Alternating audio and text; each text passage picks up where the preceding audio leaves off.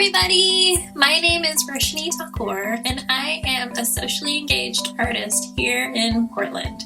So my art practice, that means I use research, documentation, and I work with people to create new art projects. This summer, I am journaling with the Portland Art Museum, and for this week, the prompt is, what are some experiments that you're trying out right now?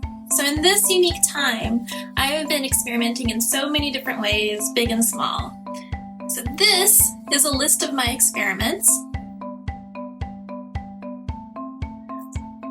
And some of them I've been trying out on my own, some of them with my housemates, some of them with my friends.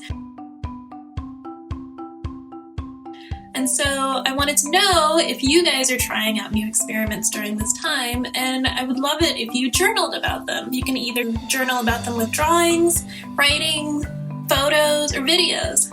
I really love making videos, and so here's a video of my summer experiments. Thank you all and take care!